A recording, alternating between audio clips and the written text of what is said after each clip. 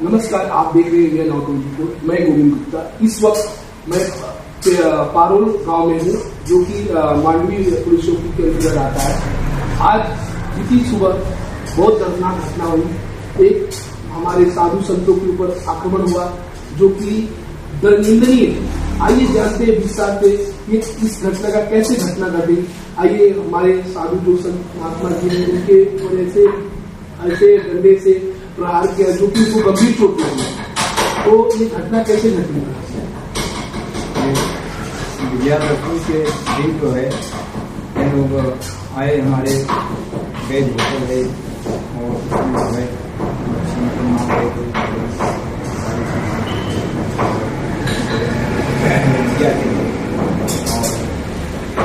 नहीं होता कि रात के जो समान कर रहे थे, हाथ पाँव जोड़ लेकिन वो नहीं माने, लेकिन लगातार करते रहे। अभी मिनट तक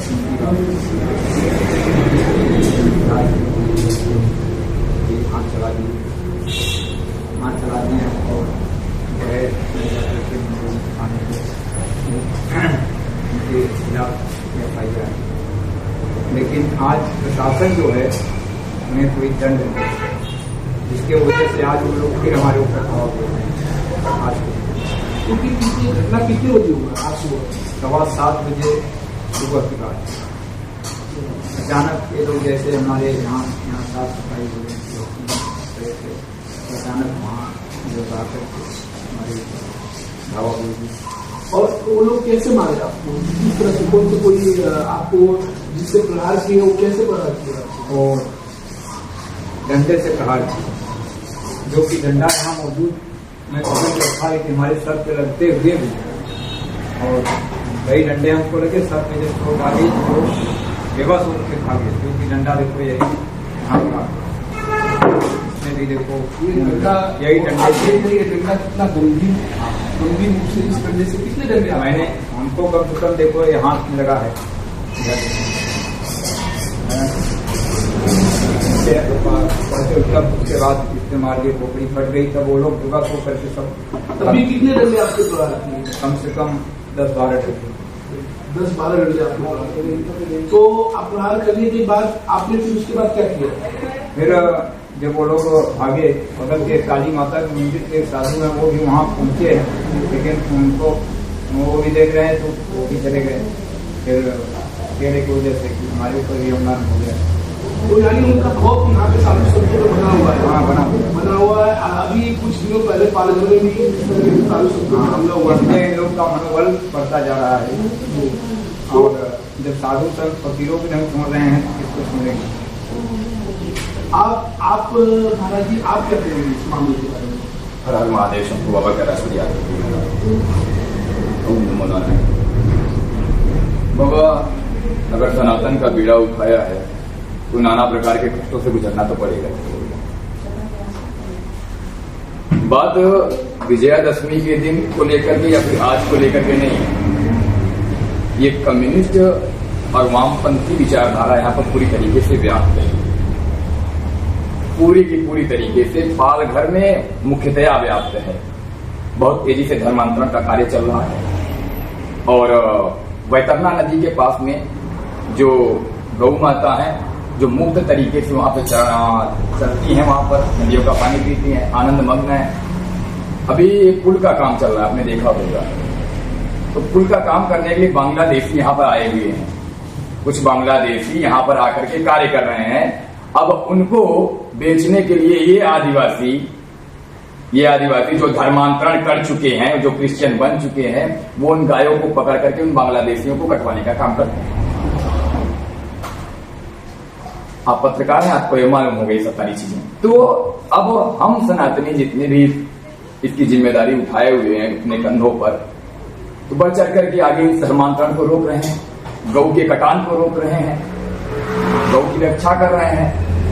कल नए परसों में आपकी एक गाड़ी पकड़ी गई, इसमें 28 गौवंश बरामद किए गए। तो इस तरीके जो हम लोग कार्य कर रहे हैं ना, उससे इन लोगों में आक्रोश व्याप्त है और भय भी व्याप्त है। भय ये व्याप्त है कि प्रशासनिक अधिकारी जो अधिकारीगण हैं वो सहयोग भी करते हैं।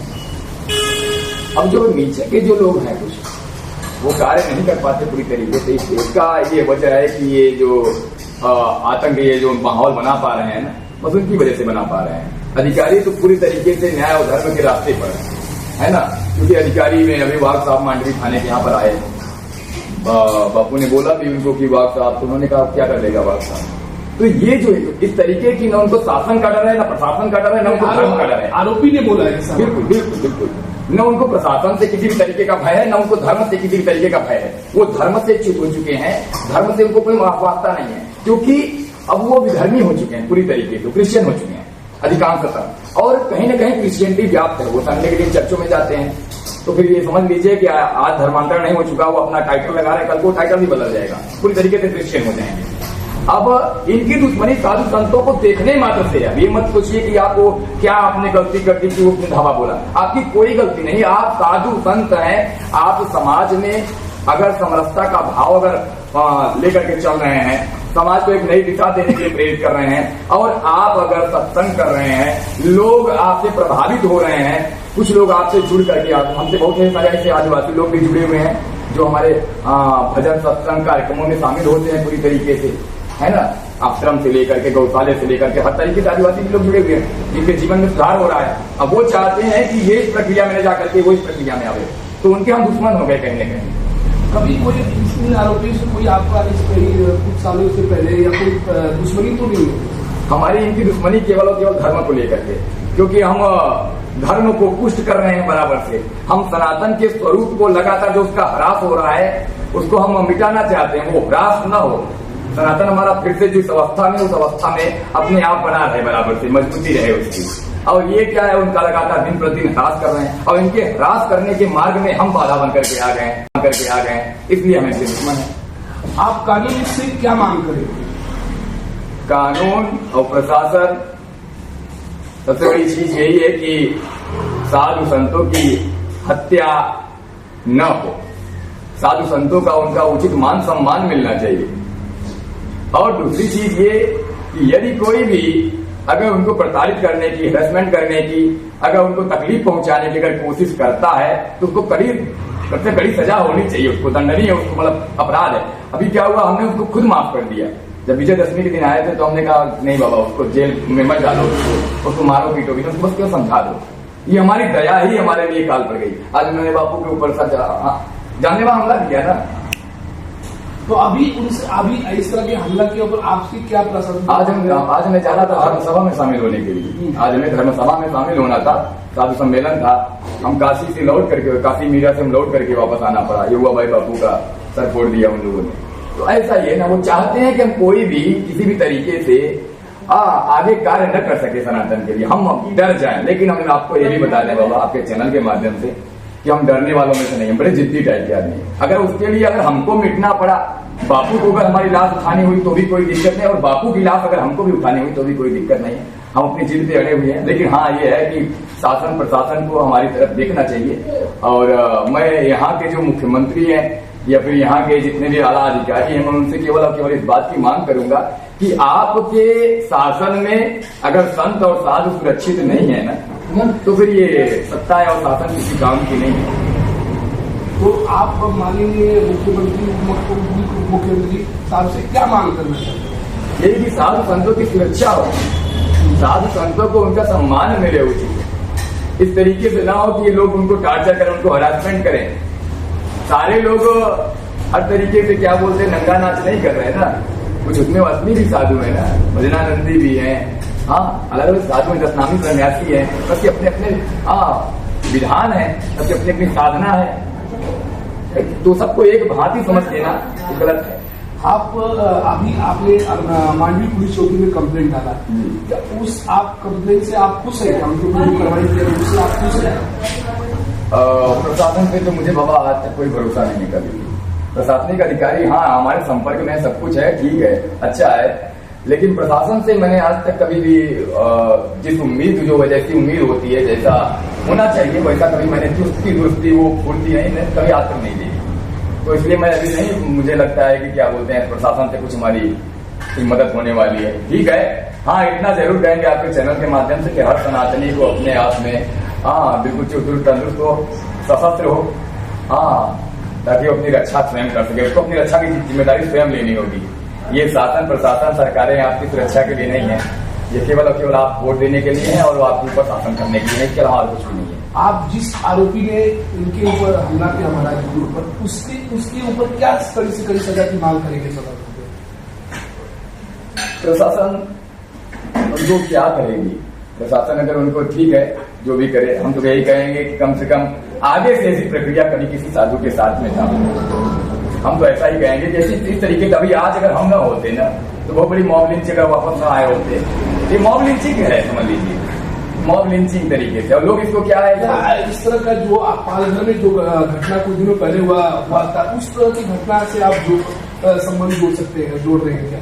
होता ही है बाबा। इन्होंने किसको किसको नहीं मारा। पहले पूर्व में महाकाली मंदिर के जो यहाँ के बगल में महाकाली मंदिर, उसके रविगिरी बाबा को इन्होंने जंगली आदिवासी लोगों ने बहुत पीटा, उनको बहुत बुरी तरीके से पीटा।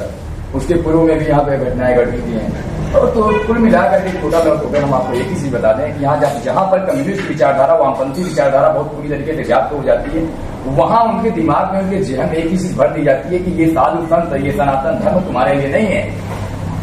तो जो सनातन धर्म को मानने वाला ही नहीं है, वो केवल काटने और मारने में विश्वास रखता है, केवल काटने मारने में। तो वो मनुष्य नहीं है, वो अज्ञानी है। बस क्या किया जाए, भगवान इनको माफ करें उनको।